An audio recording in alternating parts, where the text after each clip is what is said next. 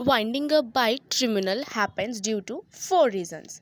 The first one is if the company is unable to pay the debts to its outsiders, and the second one is if it has acted against the interest of the sovereign, that means it is going against the Indian.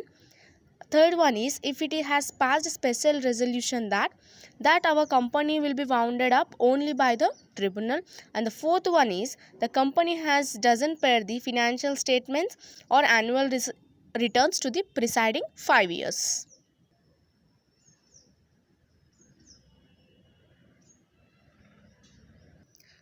Now, for the voluntary winding up, the company has to pass a special resolution that company will be winded up only due to this voluntary winding up.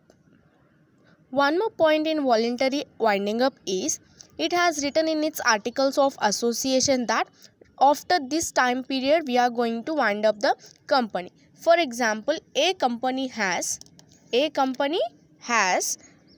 its articles of association that it will wound up its company after 10 years.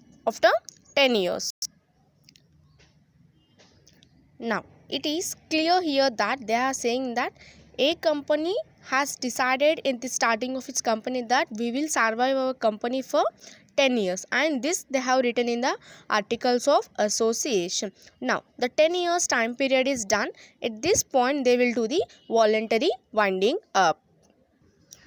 Now, let us discuss the procedure for voluntary winding up. The first step is they will conduct a board meeting with two directors and they pass a special resolution that they are going to wind up the company.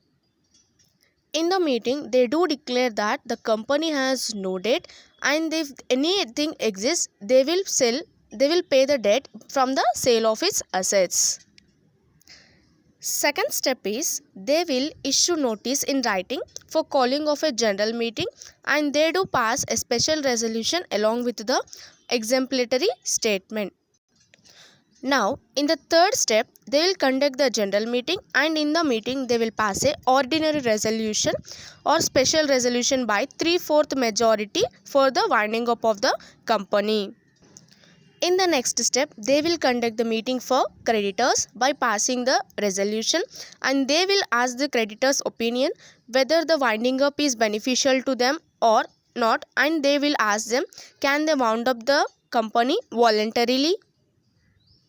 If all the creditors, all the board members and every director accept for the voluntary winding up, within 10 days they pass a resolution and file for the register for appointment of the liquidator.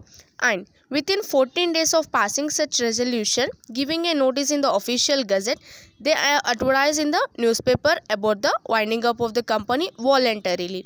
And within 30 days of general meeting, they filed the certified copies of ordinary and special resolution, and they passed in the general meeting. Now, winding up the affairs of the company, and they will appoint a liquidator, and they get the same gets audited. Next, they conduct a general meeting of the company, and in that meeting they pass a special resolution for disposal of books and necessary documents of the company, and they dissolve everything. Now, after the meeting within 15 days, they submit a copy of accounts, and they file it to the tribunal for order of resolution.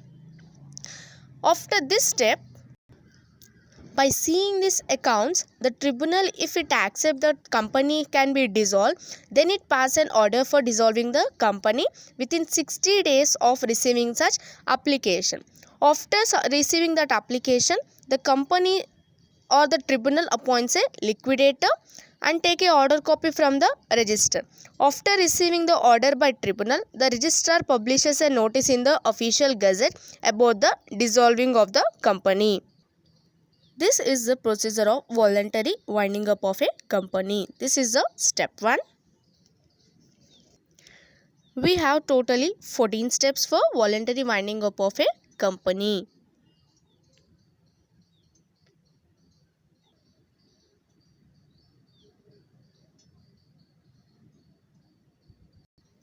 Hope everyone has understood it very well. And in my next video, I am going to say about consequences of voluntary winding up.